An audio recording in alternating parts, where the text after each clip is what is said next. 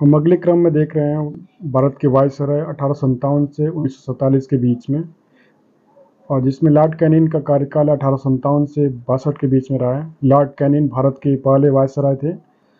भारत सरकार अधिनियम 1858 पारित किया गया, जिसमें ईस्ट इंडिया कंपनी के शासन को समाप्त कर दिया गया। ईस्ट इंडिया कंपनी से क्राउन को हस्तांतरित कर दिया गया।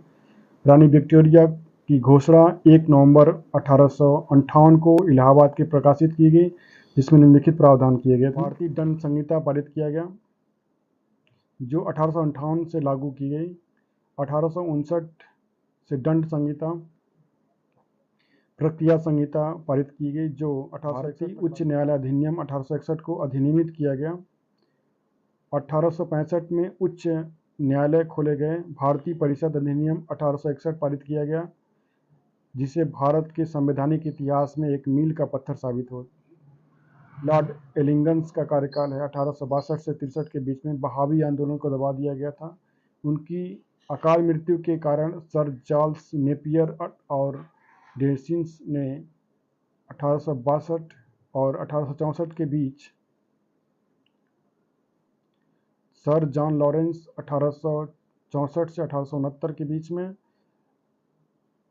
एल्गो भूटान युद्ध होता है 1865 के बीच में। कलकत्ता, बॉम्बे, मद्रास 1865 में उच्च न्यायालयों की स्थापना। यूरोप के साथ टेलीग्राफ संचार खोला गया। पंजाब टेंसरी एक्ट पारित किया गया। चौथा उच्च न्यायालय आगरा 1866 में संयुक्त प्रांत में स्थापित किया गया। बाद में इलाहाबाद में स्थानांतरित कर दिया गया। अफगानिस्तान के मामलों में गैर हस्तक्षेप की नीति का पालन नीति को निष्पक्षता की नीति के रूप में जाना जाता है। लॉर्ड मेयो 1869 से 72 के बीच में भारत में वित्तीय विकेंद्रीकरण का परिचय दिया और 1870 में पहला प्रांतीय समझौता किया गया। भारतीय राज्यों के प्रशिक्षण के लिए काठियावाड़ के में राजकोट कॉलेज और अजमेर में मेयो कॉलेज की स्थापना की गई। उन्होंने भारत के सांख्यिकी सर्वेक्षण का आयोजन किया। पहली जनगणना 1872 में आयोजित की गई। उन्होंने कृषि और वाणिज्य विभाग की स्थापना की। राज्य रेलवे का परिचय दिया। पद पर रहते हुए जिसकी हत्या हुई, ऐसा एकमात्र वायसराय है। लॉर्ड नॉर्थबुक 1872 से 76 के बीच में है। पंजाब में कूका विद्रोह 1872 में राम सिंह द्वारा नेतृत्व में किया गया था। बिहार में अकाल 1874। 1875 में प्रिंस ऑफ वेल्स, बाद में एडवर्ड सेवन ने भारत का दौरा किया। उन्होंने अफगानिस्तान प्रश्न पर इस्तीफा दे दिया। बड़ौदा के गायकवाड़ का परीक्षण। लॉर्ड लिटिल 1876 से 80 के बीच में। 1876 में लॉयल टाइटल एक्ट पारित किया गया। क्वीन विक्टोरिया ने कैसरे हिंद की उपाधि धारण की। दिल्ली दरबार 1870 में रानी के स्वागत के लिए लाल किले में आयोजित किया गया। भारत के कई हिस्सों में गंभीर अकाल 1876 से 78 के बीच में। रिचर्ड स्टैटसी 1878 में तहत अकाल आयोग की नियुक्ति और अकाल आयोग बनाया जाता है। 1878 का वर्नाकुलर प्रेस एक्ट अधिनियम, जिसके स्थानीय भाषा में समाचार पत्रों को सेंसर किया गया था, लेकिन अंग्रेजी समाचार पत्रों को पारित नहीं किया गया था। 1878 का आर्म्स एक्ट पारित किया गया, जिसमें भारतीयों को हथियार ले जाने से रोक दिया गया। आईसीएस की अधिकतम आयु सीमा 21 वर्ष से घटाकर 19 वर्ष कर दी गई। दूसरा अफगान युद्ध 1878 से 80 के बीच में होता है। लॉर्ड रिपन का कार्यकाल 1880 से 84 के बीच में होता है। 1878 का वर्नाकुलर प्रेस एक्ट और आर्म्स एक्ट को निरस्त कर दिया गया। श्रम की स्थिति में सुधार के लिए 1881 का पहला कारखाना अधिनियम पारित किया गया। और वित्तीय विकेंद्रीकरण की नीति के साथ जारी किया गया। पहली नियमित जनगणना 1881 में की गई थी। रिपन ने 1882 में अस्थायी स्वशासन की शुरुआत की और इसे भारत में अस्थायी स्वशासन के पिता के रूप में जाना जाता है। शैक्षणिक सुधारों के लिए सर विलियम हंटर के तहत हंटर कमीशन 1882 की नियुक्ति विशेष रूप से प्राथमिक शिक्षा के महत्व के लिए किया गया था। इल्बर्ट बिल विवाद हुआ था 1883 में। अकाल संहिता 1883 को अपनाया गया।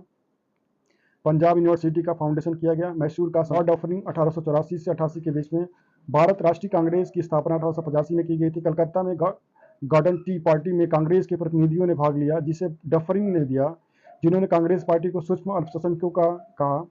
और तीसरा बर्मा युद्ध और बर्मा के ब्रिटिश साम्राज्य में समायोजन किया गया। निगम अधिनियम 1899 में उन्होंने भारत की सांस्कृतिक विरासत को पुनः स्थापित करने के लिए प्राचीन स्मारक संरक्षण अधिनियम 1904 में पारित किया। इस प्रकार भारतीय पुरातात्विक सर्वेक्षण की स्थापना की गई।